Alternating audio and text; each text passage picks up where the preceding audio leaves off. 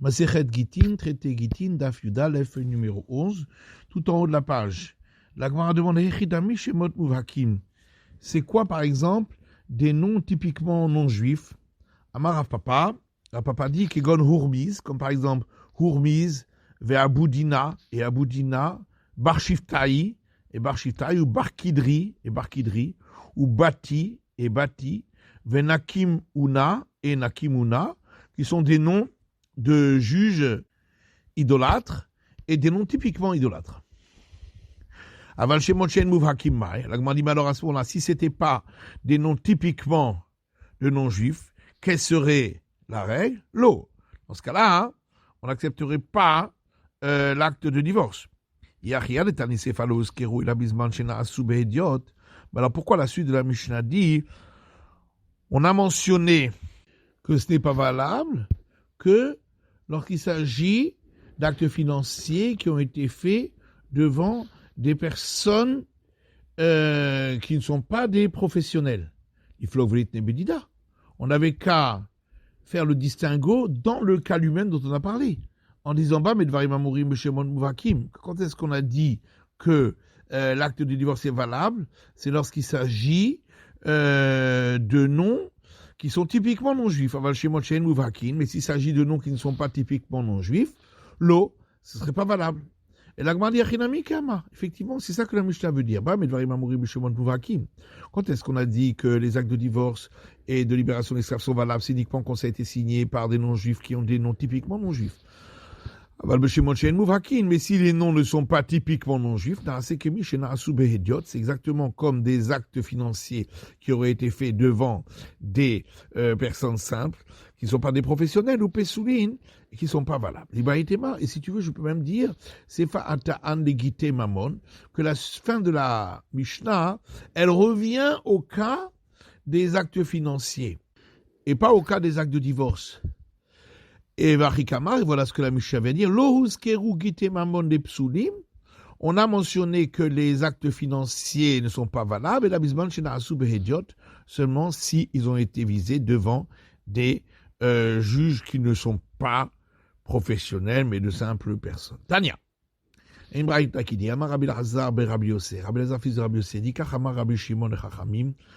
a dit Rabbi Shimon au sage Betsidan, Atsidan. Il n'y a pas de discussion entre Rabbi Akiva et les sages Al-Kol Ashtarot Aolim Be'arkaot concernant tous les actes financiers qui ont été visés devant des tribunaux chez l'Ordre des Koravim d'idolâtres. Que même lorsqu'il s'agit de témoins non-juifs, ils sont valables.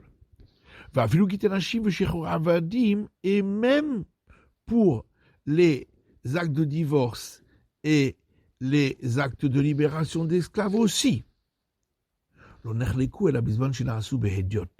Toute la discussion, c'est lorsque les actes financiers ont été faits devant des personnes simples. Chez Rabbi Akiva Marchir, Rabbi Akiva dit c'est valable, et les sages disent que c'est pas valable. Sauf dans le cas des actes de divorce et de libération des esclaves, où dans tous les cas c'est valable, puisque ça n'a pas été fait pour uniquement servir de preuve, mais pour servir d'acte de divorce et de libération d'esclaves, et ça c'est valable devant des témoins devant lesquels ça a été remis, qui eux sont juifs. Rabban Shimon Gamliel Omer, Rabban Shimon Gamliel dit Af elu kesherim. Également, les actes de divorce et de libération des esclaves ne sont valables que uniquement bimkom shen Israël chotmim, dans un endroit où jamais les Israël signent l'acte, et donc on risque pas d'utiliser ces témoins pour la remise de l'acte, puisqu'on sait très bien qu'ils sont des non-juifs. Aval bimkom shen Israël chotmim, mais dans les endroits où les Israël aussi signent, dans ce cas-là, c'est pas valable parce qu'on risquerait de penser que ce sont des juifs et de les utiliser pour la remise du document. La Gemara dit mais même dans l'endroit où des Israël ne signent pas, on devrait également ne pas valider en disant que les sages devraient institué que c'est pas valable à cause du cas où des Israël aussi signent dans cet endroit. Et l'Agmara dit Shema bishma amichlif. D'après Rabban Shimon ben Gamliel, on pourrait se tromper entre différents noms, entre les noms qui sont typiquement non-juifs et les noms qui ne sont pas typiquement non-juifs. C'est pourquoi on n'a pas fait de différence. Atra be'atra lo michlif. Mais on risque pas de faire de confusion entre les endroits, l'endroit où les Israël signent et l'endroit où les Israël ne signent pas. Ravina Saval Arshuré Beknufia Tadaramai. Ravina a pensé valider des actes financiers qui ont été faits devant un groupe de non-juifs araméens. Amalé Rafram lui dit Arkaot Tedan. Dans notre Mishnah, on a validé que quand ça a été fait devant des tribunaux de professionnels. Amarava, Rava dit Aishtar par Sa'a, un acte financier des Perses, de Masreh Nihale, Beapé Saade Israël, qui a été transmis aux prêteurs devant des témoins Israël, Magminanbe Mibne Hare, on peut l'utiliser pour se faire encaisser de biens qui n'ont pas été vendus. Mais pourtant, les Israël ne savent pas lire le perse, donc ils n'ont pas pu lire l'acte pour savoir qu'il s'agit bien de cela. Et l'Agmara répond, on parle d'un cas où ils savent lire le perse et donc ils l'ont lu. Oui, mais il faut que l'écriture soit écrite de telle manière qu'on ne puisse pas effacer et falsifier. Velika. Et ce n'est pas le cas dans les parchemins qu'utilisent les Perses. Et l'Agmara répond, on parle d'un cas où ils ont utilisé des parchemins sur lesquels on a passé des noix de Galles. Et donc, le parchemin a été noirci. Et on peut voir si on a effacé. Oui, mais on a besoin obligatoirement que sur la dernière ligne de l'acte, on reprend le sujet de l'acte en question. Velika, et ce n'est pas le cas pour des actes écrits par des Perses. Et l'Agmara répond, on parle d'un cas où effectivement, ils ont repris le sujet de l'acte dans la dernière ligne. Yachim Sharbedenami, l'Agmara dit, à ce moment-là, on devrait pouvoir encaisser également des biens qui ont été vendus. L'Agmara dit, Leit les Kala. Étant donné que ce sont des non-juifs qui ont signé, cet acte n'a pas été connu, et c'est pourquoi on ne peut pas encaisser des biens qui ont été vendus par la suite, parce que l'acquéreur ne pouvait pas savoir qu'il y avait cette créance. Barmini Reshakish Rabbi Yochanan.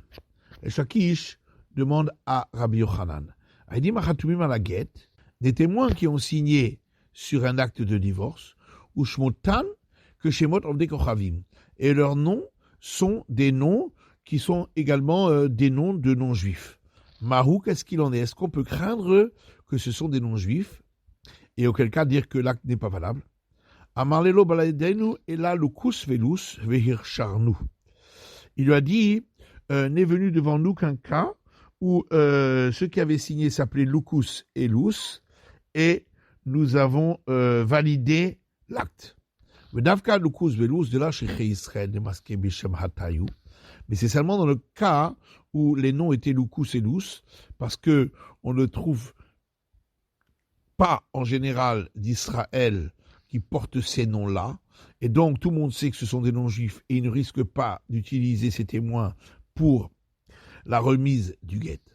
Aval Shimhata Aharine, mais si ce sont d'autres noms de Shrichei Israël, de Maske Bishimhatayu, où on peut trouver assez souvent des Israël qui portent ces noms-là, dans ce cas-là, effectivement, on ne pourra pas accepter l'acte en question. Et Tivé, il a objecté à partir d'une braïta qui dit Gitin Abaim Ibdidat Hayam, des actes de divorce qui viennent de l'étranger dans dehors d'Israël. Vaedim Hatumim Alehem, et des témoins ont signé dessus. Afalpi Sheshmotehem Kishmot Ovdei Kochavim, bien que leurs noms sont des noms qui sont comme les noms des non-juifs. Kesherin, ils sont valables. Parce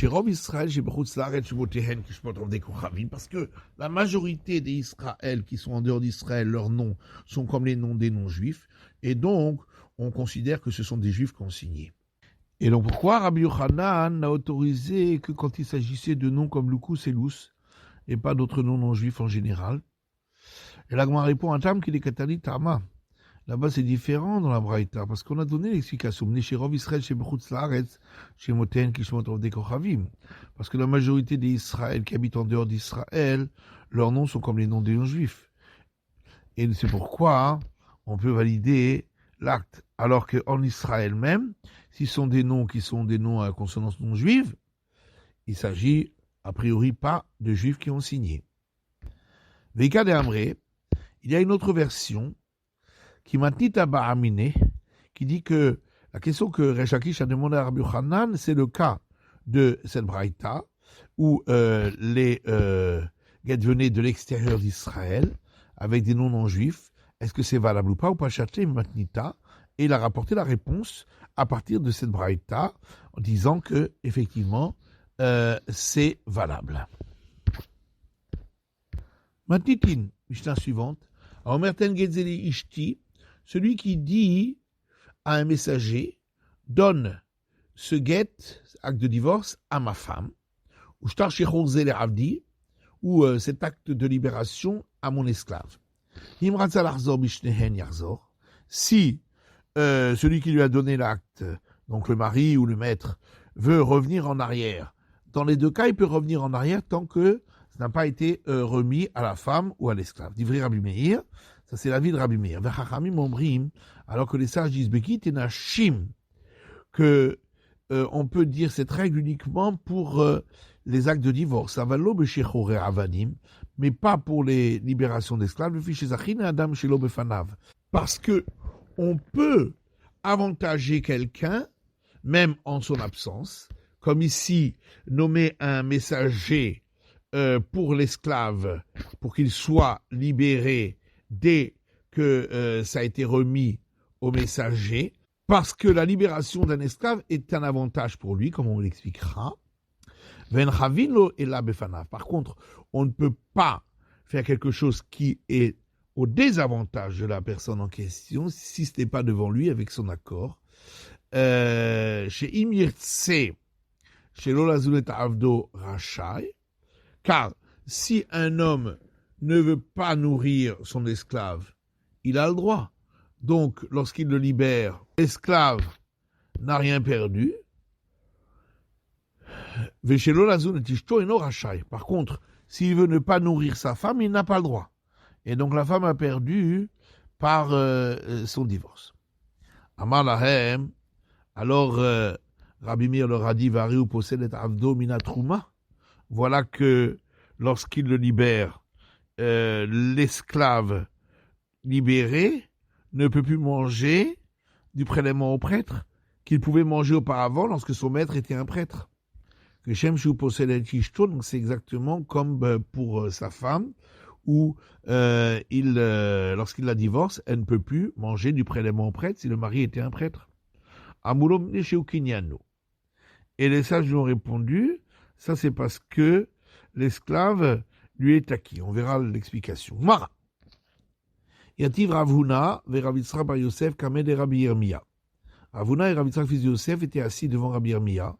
Yativ Rabbi Yirmiyah, et Rabbi Yirmiyah était assis, Kamed Namnem, et ils somnolaient. Yativ Ravuna avec Amar, et lorsque Ravuna était assis, il a dit, Shmarmina mide Rabanan, on apprend de la vie des sages, Atofes et Baalchov, Kana, que si quelqu'un prend des biens de l'emprunteur pour les donner au créancier, c'est valable. Ce dernier les a acquis.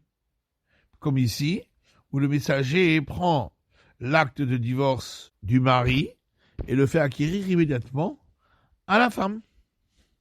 Amalé Rav Yitzchak bar Yosef, Rav Yitzchak bar Yosef lui dit, va filou bimkom shechav le'acherim.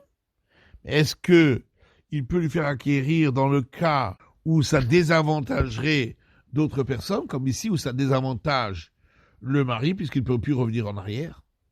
Amalé in, il lui a dit oui. Entre-temps, Rabbi Yirmiyah s'est réveillé. Amalehu, il leur a dit d'arnaquer mes jeunes gens. Achiyama Rabbi Yochanan. Ainsi a dit Rabbi Yochanan. Celui qui saisit un bien pour le créancier, dans le cas où c'est au détriment d'autres personnes qui étaient eux-mêmes créanciers aussi, l'okana, le créancier n'a pas acquis. Alors tu vas poser une question dans notre Mishnah, voilà que il fait acquérir à la femme au détriment du mari.